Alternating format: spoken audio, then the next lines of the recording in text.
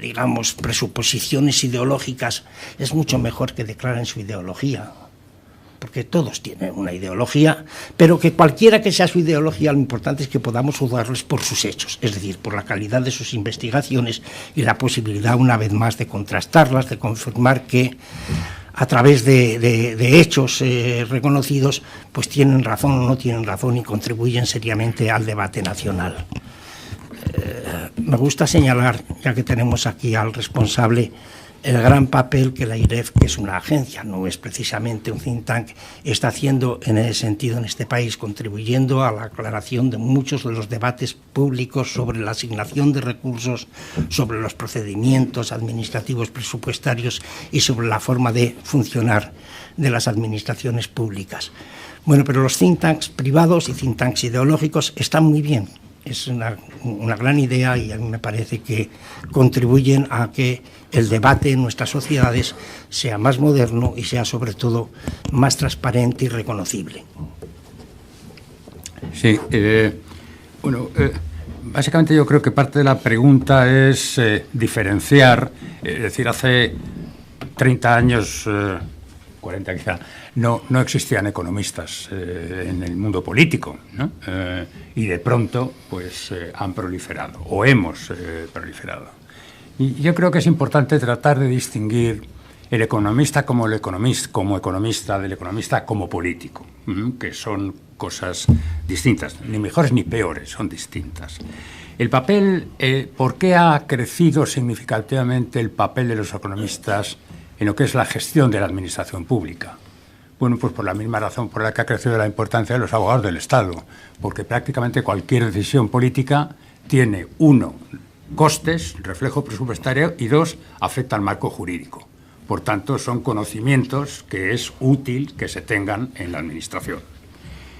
Otra cuestión, y es la tendencia con el tiempo, y en la medida que los economistas hemos ido siendo más importantes, a creernos que nuestros análisis no daban alternativas a los problemas. Es decir, un poco la sustitución que en este país se ha producido durante algún tiempo y con movimientos pendulares, digamos, del político por el economista. Dice, mire usted, los políticos son unos tipos que no saben de nada realmente, entonces los que sabemos somos los economistas. Y cuando hablamos de un tema de pensiones, equilibrio presupuestario, política monetaria, política industrial, lo que quieran, los que sabemos somos los economistas y por tanto nosotros deberíamos decir qué es lo que hay que hacer. Bueno, esto ya no es la función del economista, esto es la función del político. La decisión final es siempre una decisión de un político y es una decisión, y debe ser una decisión política. Entre otras cosas porque, como es obvio, las ideologías de los políticos son explícitas y las ideologías de los economistas pues son menos explícitas. Y es mejor, por transparencia, conocer cuál es la ideología de cada uno. Por tanto, nada de que los economistas suplanten a los políticos, cada uno tiene su función, y más importante la de los políticos, sin lugar a dudas, pero el señalar los costes, los efectos directos e indirectos y los errores que se han cometido en otros países o en el propio país tratando de dar soluciones a determinados problemas, pues eso sí que es útil. Para eso sí que podemos ser útiles los economistas. Y hablando de ideologías, pues aterrizo el tema de los think tanks. Uno no tiene nada, ¿cómo va a tener uno algo en contra de que un grupo de personas, por otra parte, normalmente competentes, se pongan juntos a pensar sobre un problema y publiquen y debatan? Pues me parece fantástico. El tema es que hay que leer, yo diría que no hace falta leer la ideología, sino la financiación. Es decir, igual que todos decimos, mire usted, cuando quiere, con perdón por los periodistas. Pensando en el Cato Institute, por ejemplo. Dice, y un periódico dice, lea usted el Consejo de Administración. Y algo de información le da sobre posiciones ideológicas. Pues con los think tanks ocurre exactamente lo mismo. Lea usted que lo financia y, por cierto, cosa que ocurre con la investigación médica en las universidades y con la investigación económica en las universidades. Les quiero recordar simplemente que la élite de los investigadores universitarios tienen sueldos, con suerte, de catedráticos de universidad con algunos sexenios. Digo para hablar de España. Claro, el incentivo... hay que buscar una forma de completarse el sueldo, o no, pero bueno, normalmente se busca completar el sueldo. Esto en Estados Unidos es claro. Entonces, ¿cómo se completa el sueldo? Pues haciendo investigación y obteniendo financiación a la investigación o dando conferencias. Quienes pueden pagar $10.000 en Estados Unidos en vez de 500 por dar una conferencia, pues normalmente think tanks u organizaciones que disponen de $10.000 para pagar pues el incentivo a ir a un sitio y dar una conferencia que no truque los argumentos, pero que sea flexible en la interpretación de determinados argumentos delante de un público que le paga $10.000 al conferenciante, pues es humano y perfectamente comprensible. Por tanto, la profesión académica también tiene su responsabilidad en la situación, es lo que intento señalar, pero intento disculparla externamente, porque yo, afortunadamente, bueno, no, desgraciadamente nunca me han ofrecido $10.000 por una conferencia. Sí, quizá un poco más de lo mismo, pero desde el punto de vista del periodista, ¿no? En este caso. Yo interpreto que el economista ejerce una labor, o debe ejercer, bueno, yo creo que de hecho lo hace, una labor instrumental respecto del político. Da igual que el político también sea economista. El político tiene efectivamente unos objetivos de, valga la redundancia, de política económica que debe conseguir, de política social, y el papel que corresponde, interpreto, al economista es el de dotar de pues ese análisis al que hacéis referencia sobre costes, beneficios, impactos, alternativas, que permitan al político tomar decisiones. Yo he conocido ministros de áreas económicas que eran economistas y otros que no lo eran, y eso nunca ha prejuzgado mi valoración sobre el buen manejo de sus tareas. He visto las dos cosas. Probablemente, bueno, tiene algo que ver con la capacitación personal que cada uno tenga, pero también probablemente de cómo se ha sabido rodear. Estoy pensando en una persona que no tiene o no ha tenido esa formación, y que probablemente porque sí se ha sabido rodear, pues creo que puede dar salida técnica desde el punto de vista de la economía a sus objetivos de política. Entonces creo que ejerce una labor instrumental. Y sobre los think tank, yo creo que son muy útiles de cara no tanto a la adopción de decisiones o a la instrumentación de decisiones políticas, sino para situar los márgenes del debate político, que al final es esencial, o sea, del debate de la opinión pública. Cuando hay una cuestión que se pone a rodar, una reforma de impuestos, pues está muy bien que los distintos think tank pues ofrezcan sus diferentes versiones, porque a veces sí están muy ideologizados, y eso es muy bueno, te sitúa los márgenes extremos hasta donde puede situarse el debate. Eso ayuda a la opinión pública y a nosotros como transmisores a transmitirlo, y supongo, quiero pensar que una vez que eso está rodando la opinión pública, de alguna manera también revierte en quien tiene que tomar decisiones. Pero creo que esa es su utilidad, y probablemente cuanto más extremos sean los think tank, más útiles son a esta labor de echar a rodar la bola de la opinión pública. Pero siempre, si me permites, sin que olviden la primera parte de su definición, think. Es decir, uno puede estar muy extremosamente situado en el tema, por ejemplo, de las subidas, bajadas de impuestos o la estructura del sistema fiscal, pero lo que diga, si pretende ser un think tank, sí, es algo que debe estar más o menos soportado por los hechos, por supuesto, que tiene que estar soportado por la teoría. Yo creo que debe estar en la naturaleza. De acuerdo, entonces estamos de acuerdo totalmente. Va siendo hora de que debemos pasar al público, pero yo no me resisto a haceros una última pregunta, con el ruego de que seáis muy breves en la contestación. Papel de los organismos internacionales. quiero decir, la OECD o la Unión Europea o el Fondo Monetario condicionan de alguna manera la manera de pensar y de trabajar sobre los temas de política económica del país? Yo creo que sí, me voy a lanzar.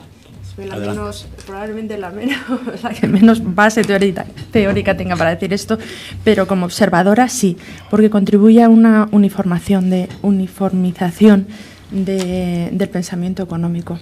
Como observadora es lo que percibo.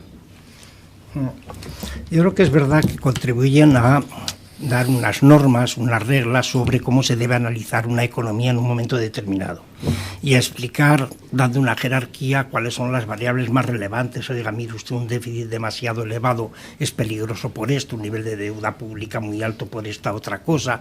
No siga usted manteniendo ese déficit por cuenta corriente porque antes o después va a tener un problema. La inflación no es buena para nadie. Cuidado con esos niveles de desempleo. En fin, de alguna manera lo que han hecho los organismos internacionales fundamentalmente ha sido transformar el consenso macroeconómico, que nunca ha sido tan elevado como a veces creemos, en una serie de normas.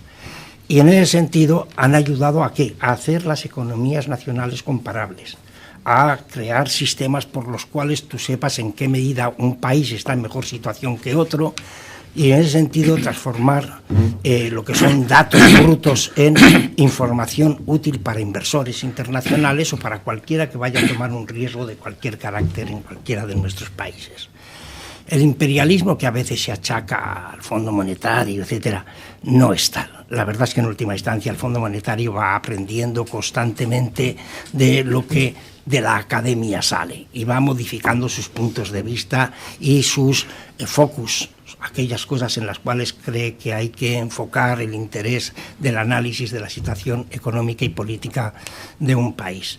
La OCDE es otra cosa, nació para un propósito mucho más claro, que era de alguna manera el plan Marshall en su tiempo, y fue prolongando de manera increíble su existencia como consecuencia fundamentalmente de la Guerra Fría, y como la OTAN está en plena redefinición desde hace aproximadamente 20 años o 25. Pero en todo caso el fondo sí es una cosa muy importante y conviene decirlo ahora más que nunca. La vuelta otra vez al bilateralismo en las relaciones internacionales frente al multilateralismo que está en la base filosófica del Fondo Monetario Internacional, de la Organización Mundial del Comercio, del Banco Mundial, es un disparate, es un peligro enorme. Hemos estado viviendo la globalización los últimos 30, 40 años ya de manera muy acusada, conforme sucedía al mismo tiempo que caían los sistemas de producción mal llamados socialistas en el este de Europa, se transformaba China y de algún modo la economía que ya venía amenazando con cierta globalización a través de la liberalización de los movimientos de capitales, la reducción de los costes de transporte, el aumento de las migraciones, etcétera, se ha ido haciendo cada vez más interpenetrada. Y en estos momentos la vuelta al bilateralismo, las excusas de las guerras comerciales, las necesidades de las balanzas de mercancías positivas o no positivas, están ocultando lo que podríamos llamar una nueva fase de la globalización imperialista. Esto a lo que más recuerda son las guerras imperialistas del último tercio del siglo XIX y hasta la Primera Guerra Mundial. Y algo de esto estamos viviendo y en estos momentos favorecer la existencia, el respeto y el buen funcionamiento de organismos como el Fondo Monetario Internacional, yo creo que es casi un deber de aquellos que creemos que precisamente en el intercambio libre entre las naciones y entre los pueblos, en el intercambio libre comercial y de todo tipo, es donde está basada la posibilidad de un desarrollo común, progresivo y armónico. Julio. Sí, fundamentalmente yo creo que primer punto, ese tipo de organizaciones son muy importantes y algo de análisis se ha hecho en cómo nacieron. Nacieron todas en una época en que se trataba de salir de la situación de la Segunda Guerra Mundial y jugar un papel fundamental en soluciones multilaterales, que son esenciales. Ya ha comentado Carlos el riesgo de renacimiento del bilateralismo, ¿no? Por tanto, la importancia en la historia económica reciente de este tipo de instituciones está fuera de toda duda. Si influyen o no, hombre, influyen significativamente, no solo porque sus análisis son normalmente sólidos y discutibles, y por tanto los gobiernos los tienen en cuenta y tal, sino además porque deciden cosas muy importantes. Por ejemplo, Fondo Monetario y Banco Mundial deciden si se presta o no a determinadas economías con determinados problemas. Pues, hombre, pues claro que influyen sobre esas economías. Es decir, si esas economías no hacen un plan a futuro y tal, pues no reciben ayudas o créditos. Por lo tanto, la pregunta de si influyen o no, pues un montón. O si pensamos en la Unión Europea, el 80% de la legislación económica española es de Bruselas. Por tanto, pues claro que influyen, ¿no? Esa me parece la parte más fácil de contestar. La parte más difícil de contestar a la pregunta es esto del imperialismo, ¿no? Carlos ha señalado correctamente, por otra parte, la defensa ante la idea imperialista. Yo, por jugar simplemente no el papel contrario, sino por complementar, diría que, hombre, algo de imperialismo, posiblemente no buscado, pero sí hay. Piensen en el consenso de Washington. El consenso de Washington que dio lugar al decálogo, que casualmente eran justamente las posiciones de Fondo Monetario Internacional, Banco Mundial y Tesoro de Estados Unidos. Y que fue la Biblia en los 90 y con la crisis de la pócima maravillosa para aplicar a todos los países. Estuvieran en las condiciones que estuvieran, tuvieran el nivel de infraestructuras, de renta, de déficit público, de instituciones democráticas, etcétera, que tuvieran, daba igual, había una receta única. Bueno, esto es algo de imperialismo ideológico. No hay recetas únicas en economía, hay recetas con costes distintos y con, digamos, no solamente con costes distintos, sino con resultados distintos respecto de aspectos sociales, no estrictamente económicos, y por tanto desde ese punto de vista sí que el núcleo, digamos, del pensamiento ortodoxo, más ortodoxo de los 80 y 90, sí que se ha plasmado en las posiciones muy mecánicas en algunas ocasiones de fondo, banco. Y bueno, el Tesoro de Estados Unidos es otra cosa, porque es el gobierno de un país y eso es otra historia distinta. Por tanto, en ese sentido del término imperialismo, sí hay algo de imperialismo. Como por otra parte, es casi inevitable en una organización como el Fondo Monetario Internacional, que agrupa prácticamente todos los países del mundo y que mueve recursos cuantiosos, aunque a ellos les parezcan pocos, ¿no? Bien, supongo que el público tendrá ganas de hacer preguntas, críticas, sugerencias, comentarios, observaciones.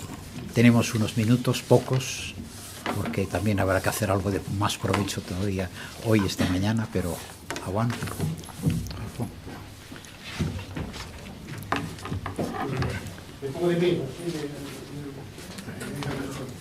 Yo primero quería contar una pequeña anécdota sobre todo este tema de la ideología y la economía y el periodismo. Porque recuerdo una vez en haber oído a una periodista hablando de economía en la radio con una ideología muy marcada, en este caso profeminista, diciendo que el mundo era machista, como lo probaba el hecho de que la inmensa mayoría de los premios Nobel de Economía se han otorgado a hombres. Solo uno se otorgó a una mujer, Paula Samuelson, en 1970. Y se quedó tan tranquila. ¿Cómo quiero decir? La ideología puede de esa forma trastornar el juicio, el sano juicio de la economía. No, yo solo quería decir dos cositas más. No, yo no estoy de acuerdo con esto del imperialismo, de los organismos internacionales, especialmente el Fondo Monetario Internacional, en cuyo consejo tuve el honor de estar algunos años, porque creo que Carlos lo ha dicho muy bien. Son instituciones que a su vez están muy influenciadas por el pensamiento económico que procede de la academia. y van cambiando. Y lo que hay ahí no es un imperialismo, lo que hay ahí es una simbiosis entre academia y política. De hecho, cuando hablamos de consenso de Washington, el consenso de Washington es un invento académico, es una expresión académica. Nadie en Washington nunca quiso alcanzar un consenso, ni habló jamás de un consenso. Fueron los académicos los que dijeron, bueno, ¿cómo todo lo que hemos dicho antes ahora se vive por esas instituciones? Y a eso lo llamamos consenso de Washington y lo simplificamos porque nuestros alumnos tienen que entender. Pero no es cierto en absoluto que con independencia de las circunstancias de cada país, allí se aplicará la misma política económica para todos. Obviamente las circunstancias de cada país eran muy características. No, y luego solo otra cosa, que era una pregunta que quería hacer. El debate que es interesantísimo, y enhorabuena por el debate, y enhorabuena también Antonio por la presentación del libro. Digo que en este debate es un debate por lo que había leído sobre la correa de transmisión de la política económica.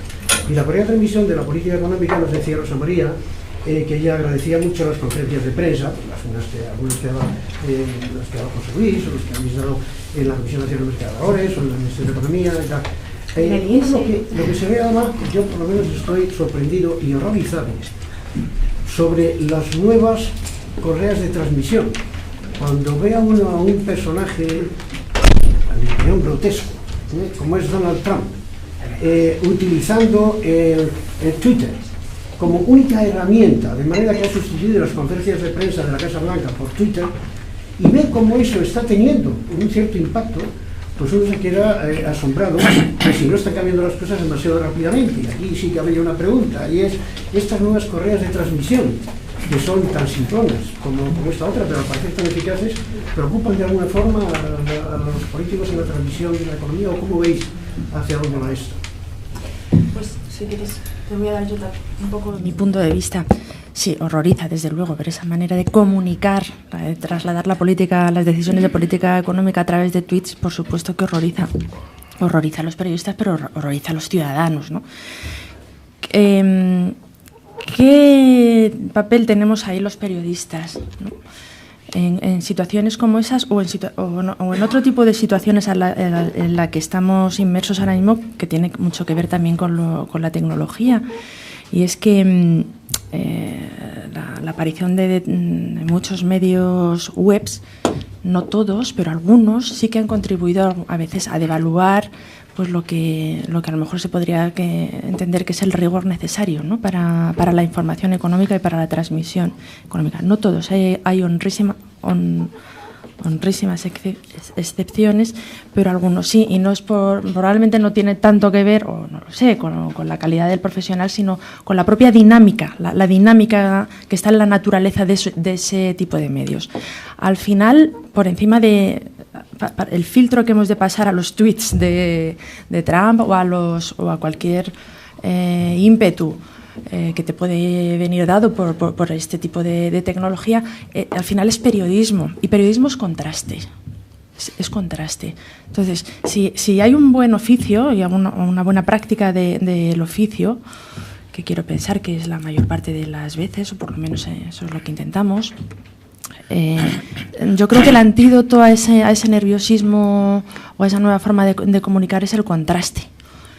El contraste de esos tweets que emite Trump, pues los tienes que contrastar pues con la realidad. Llámalo chequeo, como llamamos ahora de las fake news, llámalo como quieras, ¿no? El contraste. Y lo mismo cuando ese nerviosismo de la publicación en medios webs, eso no daría malos frutos si se pasara el filtro que es inherente al ejercicio del oficio periodístico, que es el contraste. Entonces, es lo único que puedo decir sobre esta reflexión que hacías. Yo haré dos consideraciones. Una, en primer lugar, otra vez sobre el tema de los organismos internacionales y el imperialismo ideológico de otra naturaleza, y la segunda en relación con este tema de los tweets. Mira, Julio, el consenso de Washington, como quiera que se hiciera, verdad que no fue tal consenso formalmente hablando, era absolutamente indispensable en el continente americano en la segunda parte de los años 80, pero absolutamente indispensable como fórmula. Todas las anteriores de crecimiento basado en la limitación de las importaciones y la sustitución de estas por la producción industrial, la falta de respeto por los equilibrios macroeconómicos, las hiperinflaciones vividas en todos estos países exigían una reconsideración del papel del mercado, de la reducción del intervencionismo del Estado y de mayor respeto a los equilibrios macroeconómicos. Y eso en principio fue bueno y resultó bastante bien en muchos estados. Lo que es muy malo en estos organismos es la habitual hipocresía. Quiero decir que si los problemas que en un momento determinado plantea una política macroeconómica en la Argentina son considerados en el Consejo del Fondo Monetario, la verdad es que tienen, primero, un reconocimiento, si quieren ustedes, una empatía por parte de los que representan en el board, y Juan José está aquí y me podrá corregir, mucho menor que si el tema es el mismo pero trasladado a los Estados Unidos o a Inglaterra o a cualquier otro país. La gran hipocresía de las instituciones internacionales, a pesar de lo cual, bendito sea Dios que existen, porque su ausencia sería mucho peor, es que no tratan de manera equilibrada los problemas políticos que plantean las fórmulas de corrección económica que tratan de aplicar a cada una de las sociedades. Y no las tratan igual, y nunca las van a tratar igual. No nos engañemos, porque entre otras cosas, la aportación monetaria al presupuesto de cada una de estas instituciones, de los países desarrollados, grandes y ricos, es mucho mayor que la de los pequeños. Y los grandes y ricos pueden estar allí toda la vida y son indispensables, y los pequeños, si les va mal, que se vayan. De modo y manera que la situación nunca es exactamente equilibrada. Y esto es lo que yo creo que hizo de la aplicación del consenso de Washington un problema. La falta de comprensión a veces por parte del board, del Fondo Monetario Internacional y sobre todo del staff, de que había problemas sociales y políticos que al mismo tiempo, si se hubieran producido en Francia, en la Francia republicana, los hubieran admitido y hubieran comprendido que Macron, qué razón tiene, pero cuidado que vienen los chalecos amarillos y sería razonable entender que Macron se va a meter en 4 o 5 décimas más de déficit si no se pasa más. Eso no se lo hubieran aplicado. Es verdad que ahí seguramente en el caso de Argentina hubieran sido 2 o 3 puntos de déficit, pero tampoco se lo hubieran aceptado de la misma manera. En cuanto a la segunda consideración de los tweets, solo diré una cosa. Yo soy un inversor en bolsa, ¿verdad?, claramente conservador. Blue chips, cosas así, no muevo mi cartera. Y solo puedo decir que en los últimos 2 años mi cartera habrá perdido un 25 o un 30% de valor y que lo tengo atribuido, el 95% de esa pérdida de valor son los tweets de este asno que tenemos en la Casa Blanca. O sea, cada vez que dice una cosa, ¿verdad?, a mí me saltan otros valores, pero que supone que son blue chips, es una cosa... Bueno, verdaderamente aparte de la broma, lo que quiero decir es que las cosas a nivel internacional y a nivel sobre todo del tratamiento de la información económica sensible deberían tratarse con mucho mayor cuidado. Los tweets sobre el momento, ¿no?, o simplemente las informaciones y comunicaciones unilaterales no susceptibles de admitir luego una respuesta y una consideración global, deberían tratar de evitarse como evitamos determinados comportamientos considerados antisociales en nuestras relaciones entre nosotros, ¿no? No, yo solamente un comentario. Yo soy menos optimista que Juan José respecto de que el recurso a las opiniones de los académicos sea un antídoto contra el imperialismo. El imperialismo en los términos que estamos hablando. Posiblemente uno de los mundos más imperialistas durante los últimos 30 años ha sido el mundo académico. Pensemos, por ejemplo, que toda la macro de los últimos 30 años se ha basado en la hipótesis de expectativas racionales y la hipótesis de mercados eficientes. Toda la empiria es negativa sobre el tema. No hay un estudio econométrico solvente que dé la razón a la hipótesis de expectativas racionales. Y adicionalmente impide analizar crisis como la actual, porque claro, con todos los agentes, con el modelo de agente único, pues es imposible tener un modelo que pinte una crisis como la que hemos vivido. Y, ¿qué voy a decir de la hipótesis de mercados eficientes, verdad? Financieros eficientes. Pues de todas formas, sigue siendo una parte relevante de, por meterme con la micro, una cosa más próxima a mí, la micro hemos tenido 60 años de rigor formal matemático, deseabilísimo y